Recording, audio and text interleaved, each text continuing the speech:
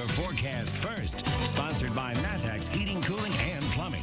5 o'clock on this Friday evening, and we've finally been able to see some more blue skies thanks to all of the fog, as well as the clouds begin to lift a bit more across the area. They're still obviously out there, but with a little bit more sunshine, our temperatures have been able to rise to 82 in Taylorville, 77 in Decatur, 76 in Champaign. Still a little bit cooler in Pontiac, as well as in Watseka at 73. You can see some blue skies, but still a lot of upper-level cirrus clouds in our Gibson Area Hospital and Health Services weather camera on our roofing dog Inet. Winds are out of the east between about 5 and 15 miles per hour. And so for the backyard forecast this evening, it'll be generally partly to mostly cloudy. We'll expect that to continue overnight tonight with some storms in the forecast for tomorrow. WCIA 3 News starts right now. Now from WCIA 3 News. It's always on my mind. I mean, 24 hours a day. Most regions in Illinois are trending in the right direction when it comes to COVID-19. How that's giving business owners a small sense of relief. Plus, the sheriff's office is getting a big boost from the federal government. How money will help them track crimes more efficiently. Our first responders, our police officers and fire departments, they still need honored even today in the world we're living in today. And it looks a little different because of the pandemic, but one mayor still found a way to make first responders feel appreciated today. You're watching your local news leader. This is WCIA 3 News at 5. That's huge. I think it gives us some hope for the winter. Most regions across the state are seeing decreases in their COVID-19 positivity rates. The trend comes after weeks of increases. Good evening, I'm Paul Cicchini. The Metro East region, along with Northwest Illinois, are both still facing added restrictions. Business owners in Central Illinois say they are happy to see they aren't on that path.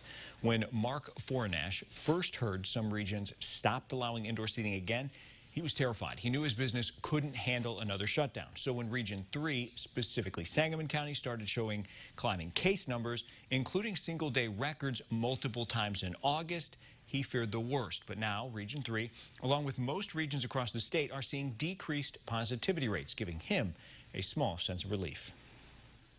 But it's always on my mind. I mean, 24 hours a day. You know, unless I'm sleeping, I haven't had any dreams or nightmares about COVID yet. So, but while I'm awake, you know, while I'm playing with my family and my child and my wife and we're relaxing, it's still on my mind 100% of the time. The Metro East region, as well as Will and Kankakee counties, are still in the red. That means the added restrictions are still in place. Governor Pritzker was also happy to see the change. He said it was good to see after weeks of increases. Vermilion County is now at the state's warning level for COVID-19. Public health officials say it's because of the number of new cases and emergency room visits for COVID-like illnesses in the county. A county is put on the list if it has 2 or more risk indicators. Those that made the list in Central Illinois include Cass, Coles, Effingham, Morgan, Shelby, and McLean counties. Statewide, there are more than 2,100 new cases. That brings the total to more than 257,000 infections since the pandemic began. 32 more people have died. Illinois now has more than 8,200 COVID-related deaths. We have new details for you tonight. The Champaign County Sheriff's Office is getting a grant worth about $500,000. It's coming from the Department of Justice. And now WCIA 3's Courtney Bunting is joining us. So, Courtney, what exactly is this money going to be used for? Well, Paul, they'll use it to upgrade the way they track crimes and report that information to the FBI. This new system will be called the National Incident-Based Reporting System, or NIBRS. It's a more efficient way of tracking crime trends. This is important because it helps investigators pinpoint problems and what might be causing them. NIBRS will really allow us to have a better view of crime in general. You know, what time of day is crime happening? What day of the week is it more prevalent than others? Who is more likely to be a victim of crime and why?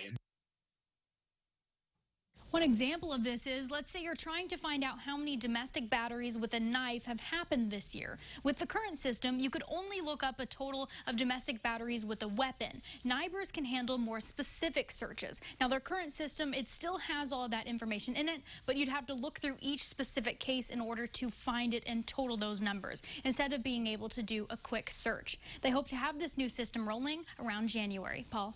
All right, Courtney, thanks. Now, the sheriff's office won't get this money right away. It will be billed to the Department of Justice through the grant, so the cost of the new system will be covered. Now, 2 schools in Indiana were locked down after the possible sighting of a man wanted for murder in Illinois. It happened in Vigo County yesterday. Grade school and middle school were locked down. Illinois State Police are searching for 19-year-old Rick Meter. He's wanted for the shooting death of 19-year-old Kyle Johnson in Olney on Sunday. Deputies in Indiana continue to patrol the area and told neighbors to lock their doors. Meter should be considered armed and dangerous. Police are investigating after a body was found in Springfield, happened on East Converse Street. Police responded to an alley there today. The cause of death and the person's identity have not been released. New tonight, the Champaign City Council will consider approving a settlement over an excessive force lawsuit at its next meeting. The lawsuit was filed by a then minor who says his civil rights were violated when he was arrested in December 2018. Police were investigating gunfire when they arrested Tavian Jones Primo. The city attorney says he wasn't cooperating with police, but Jones Primo says police used more force than necessary. City Council will consider the $74,000 settlement on Tuesday. The mayor of Taylorville wanted to honor first responders in town like he would any other year, but the pandemic made him change plans. WCIA 3's Cole Hankey is live in Taylorville tonight. So, Cole, what kind of celebration did they have today? Well, instead of having a larger, more organized event like they would have in the past, Mayor Bruce Berry decided to just have a cookout.